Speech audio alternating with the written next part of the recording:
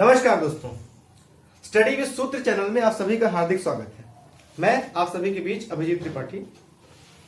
जैसा कि आप सब जानते हैं कि पिछले 17 अक्टूबर को उत्तर प्रदेश जूनियर शिक्षक भर्ती हुई थी, जिसका भी रिजल्ट जो आया है वो 15 नवंबर को आया है। उस परीक्षा में मेरे 116 नंबर आए हैं मैथ साइंस से। मैथ साइंस से मेरे 116 नंबर हैं।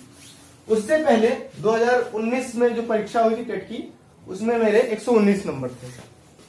उसी समय में जो सीटेट की परीक्षा हुई जिसमें मेरे 127 नंबर थे। एसटेट की परीक्षा ही पिछले साल हुई थी हरियाणा टेट की, उसमें मेरे 114 नंबर थे।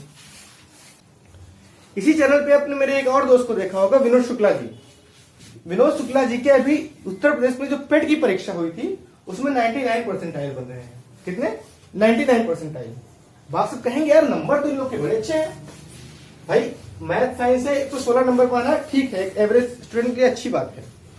यूपी पेट में 99 परसेंटाइल पाना एक अच्छी चीज है, लेकिन मैं पूछना चाहता हूं क्या मतलब इन नंबरों का। यह परीक्षा जूनियर की परीक्षा 17 अक्टूबर को हुई थी। इसका रिजल्ट आया था 15 नवंबर को, और उसके बाद क्या करना था? उसके बाद केवल मेरिट लिस्ट निकालकर चयनितों को उनके आवंटित जिले आवंटित कर देने थे, और उसके बाद उनको स्कूल अलॉट कर देना था।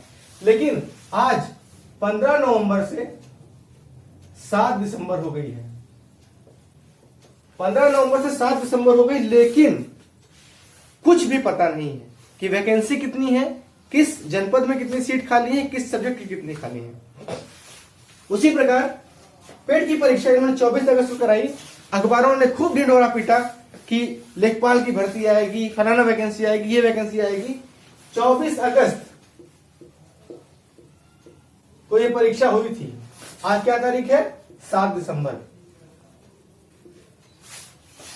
99 परसेंटाइल लेने के बाद, लेखपाल की पूरी तैयारी करने के बावजूद अभी तक न लेखपाल का नोटिफिकेशन आया है, न लेखपाल की कोई परीक्षा तिथि आई है, जबकि आयोग ने खुद एक कैलेंडर जारी किया था और उस कैलेंडर में बताया था कि नवंबर में परीक्षा हो जाएगी। तो किस आधार पर हम खुश हों इन नंबरों को लेकर, इन कागज के टुकड़ों को लेकर किस आधार पर खुश हों? आप बताइए मुझे। हम परीक्षा देते हैं उम्मीद के साथ कि इस परीक्षा के साथ हमारी जिंदगी में एक नई रोशनी आएगी, एक नई सूर्य किरण आएगी, लेकिन एक अखबार के टुकड़े के साथ, एक पेपर के टुकड़े के साथ एक नंबर लेकर हम वहीं पर बैठ जाते हैं। उत्तर प्रदेश में 3 साल से प्राथमिक शिक्षा की कोई भी भर्ती नहीं आई है, जबकि इन्होंने खुद कहा था कि 51,000 पद रिक्त है। और अब पूछो तो कहते हैं कि शिक्षक छात्र अनुपात देखा जा रहा है, यदि जरूरत होगी तो वैकेंसी आएगी। अब मुझे बताइए कि क्या हुआ ग्रुप डी का, रेलवे की ग्रुप डी की वैकेंसी। मैं आपको कुछ झांकियां दिखाता हूं, कुछ तस्वीरें दिखाता हूं, जरा देखिएगा ध्यान से। ये देखिए, ये मार्कशीट है विनोद शुक्ला की। आप जैसा कि आप देख सकते हैं, इनके पेट में 81 नंबर है, 81.72 और 99.36 परसेंटाइल है। लेकिन इतने नंबर पाने के बावजूद, इतनी मेहनत करने के बावजूद, ये जो रिजल्ट है इनका, ये जो प्रिलिमिनरी एलिजिबिलिटी टेस्ट का रिजल्ट है, स्कोर कार्ड है, ये केवल और केवल एक कागज का टुकड़ा साबित होता दिख रहा है। इसके आधार पर जो वैकेंसी आनी थी लेखपाल की, उसका कोई भी अता पता नहीं, कोई भी ओर छोर नहीं है। इसके बाद आप देखिए, ये मेरा रिजल्ट है। मैथ साइंस से था मैं, अभिजीत त्रिपाठी। 116 नंबर आए हैं, जहां मतलब हम लोग दिन भर कट ऑफ प्रेडिक्शन करते रहते हैं, कितनी सीट आएंगी, कितनी नहीं आएंगी, लेकिन वो सभी कट ऑफ प्रेडिक्शन, सभी आंकड़े महज और महज खुद के साथ एक धोखा है, जब तक हमको ये ना पता हो कि विषयवार रिक्तियां कितनी हैं, किस जनपद में कितनी रिक्तियां हैं, किस जनपद में कितनी खाली सीट है। यूपी ट्रिपल एससी आपको पता ही होगा, लोअर पीसेस का एग्जाम कराया था। लोअर की डेट कब शुरू हुई थी, जरा ध्यान से देखिएगा। लोअर की जो डेट शुरू हुई थी वो 30 जनवरी 2019 को फॉर्म भरना शुरू हुए थे, और अभी तक इसका फाइनल रिजल्ट नहीं आ पाया है। 19 पूरा साल, 20 पूरा साल, 21 पूरा साल बीतने वाला है। 3 साल में यूपी ट्रिपल एससी लोअर की वैकेंसी पूरी नहीं करा पाई है। 3 साल हो गए, ध्यान दीजिएगा। अगला देखिए आप, एनटीपीसी, रेलवे रिक्रूटमेंट बोर्ड्स ने एनटीपीसी का जो एप्लीकेशन लिया था वो 12 मार्च 2019 को लिया था और उस एप्लीकेशन में उन्होंने 500 रुपये लिए थे और ये बोला गया था कि 400 रुपये वापस कर दिए जाएंगे जो परीक्षा देंगे। 2019 से लेकर 2021 खत्म होने वाला है, आज तक इसका फेज़ 1 का रिजल्ट भी नहीं आया है। ध्यान दीजिएगा, फेज़ 1 का भी रिजल्ट नहीं आया है, भर्ती प्रक्रिया पूरी होनी बहुत दूर की बात हो गई।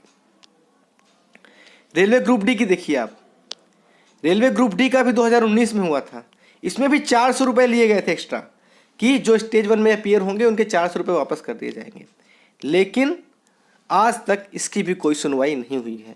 अब जाकर इसमें ये कहा जा रहा है कि फ़ोटो जिसकी गलत थी उसकी मॉडिफिकेशन होगा, लेकिन मैं पूछना चाहूँगा, जब आप पैसे एक्स्ट्रा ले लेते हो एग्ज़ामिनेशन कराने के लिए, तो आप जब लेट कर रहे हो, 3-3 साल लगा रहे हो, तो आपको वो जो 400 रुपये आपने लिए हैं, क्या वो ब्याज के साथ वापस नहीं करने चाहिए? इन छात्रों का दर्द आप समझिए, एक बेरोजगार का दर्द समझिए। ये बात सिर्फ शिक्षक भर्ती, लेखपाल भर्ती या फिर रेलवे भर्ती की नहीं है। ये बात किसी विनोद शुक्ला की नहीं, किसी अभिजीत त्रिपाठी की नहीं है। ये बात है उन तमाम बेरोजगारों की, उन तमाम प्रतियोगी छात्रों की जो घर से एक सपना लेकर निकलते हैं कि हाँ, इस साल मेरे जीवन में एक नई उम्मीद की किरण जागेगी। ये बात उन लोगों की है, उन माता पिता की है जिनको उम्मीद रहती है कि मेरा बच्चा घर से बाहर गया है तो आएगा तो घर में खुशहाली लेकर आएगा। लेकिन क्या होता है, साल दर साल वैकेंसियां लटकती रहती हैं, वैकेंसियां आती नहीं है, आती हैं तो उसमें इतना समय लगता है। क्यों इतना समय लगता है? इसी देश में, भारत देश में एक संस्था है यूपीएससी, संघ लोक सेवा आयोग, इतनी बड़ी बड़ी परीक्षाएं कराता है, आईएएस की परीक्षा कराता है, सीडीएस की परीक्षा कराता है, एनडीए की परीक्षा कराता है, सीएपीएफ की परीक्षा कराता है। लेकिन जब उसने कैलेंडर रिलीज कर दिया, साल में जिस दिन परीक्षा निश्चित कर दी उस दिन परीक्षा हो जाती है। जब यूपीएससी ऐसा काम कर सकता है तो बाकी चयन आयोग क्यों नहीं कर सकते?